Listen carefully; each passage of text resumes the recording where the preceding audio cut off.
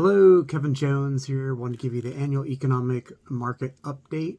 Part one is going to be, is this a dangerous market? What about foreclosures and the banking failures?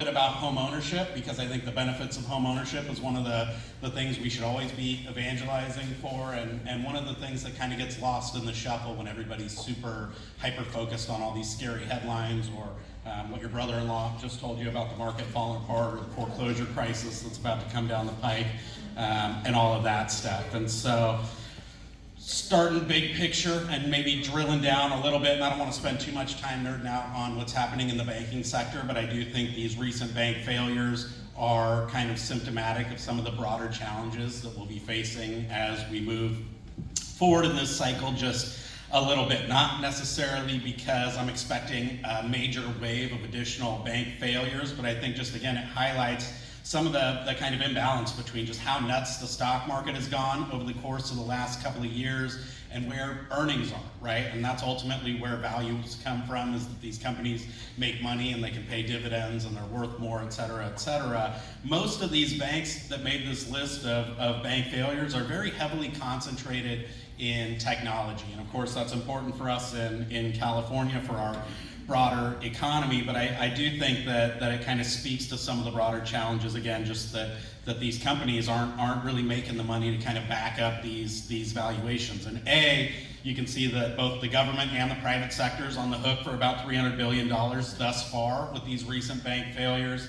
But more importantly, again, I think it's just a kind of signal that the stock market still potentially has a way to go. So when you ever go out and buy a stock, an individual stock, the way that you try and figure out whether you're getting a good deal or not is that you look at what the stock price is and how much money that company's making to back up that stock price. I like to do the same exact thing for the US economy as a whole, and that's what I'm showing you here. And even with the kind of recent wobbles where I think the Dow's down around 33,000 or so from over 40,000 at one point there, even after you account for that, we're still kind of outside that normal band where the value of the US stock market is still not fully backed up by the amount of money that these companies are making. And I think that this is kind of an acute problem that hit places like Silicon Valley Bank or Silvergate, which had to be taken over by the FDIC in particular, but also just a kind of bigger challenge. Keep in mind, we were in a zero interest rate environment for a very long time. So for those of you with money, you really didn't have a lot of options as to what to do with that money. You could put it in like a 0% CD, or you could go buy some real estate or invest in some of these technology companies. Now that we're in a much higher kind of risk-free rate environment, it's becoming harder and harder for these companies to raise capital.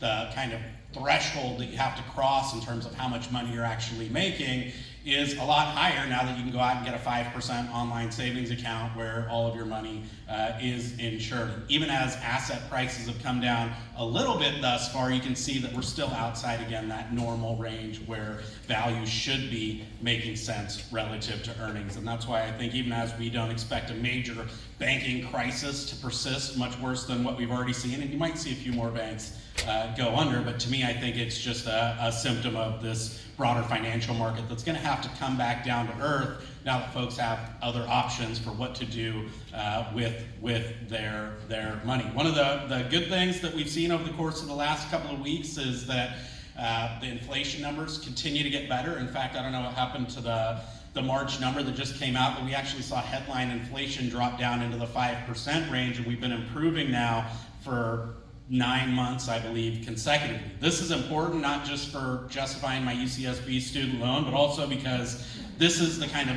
single metric that the Fed is hyper-focused on right now. They're in the midst of this kind of tightening cycle. They're waging a pretty militant war against inflation. In fact, even with those recent bank failures that we just talked about, they went out, I think, 8-9 days after Silicon Valley Bank went under and raised interest rates again anyway by another 25 basis points. And I know you're reading a lot of articles out there talking about how interest rates are probably past peak and going to continue to get better through the end of the year. That's one of the big kind of pieces that your brother-in-law always likes to put in the subject line, is like, REO's coming, rates coming down, just wait, sit on the sidelines. But if you look at where these numbers are, even with the recent improvement in March, we're still about 2.5 times higher than where the Fed wants us to be. And so I won't be surprised one bit to see the Fed do at least one more 25 basis point rate hike at their May meeting. And more importantly, I don't expect, barring some kind of unforeseen deterioration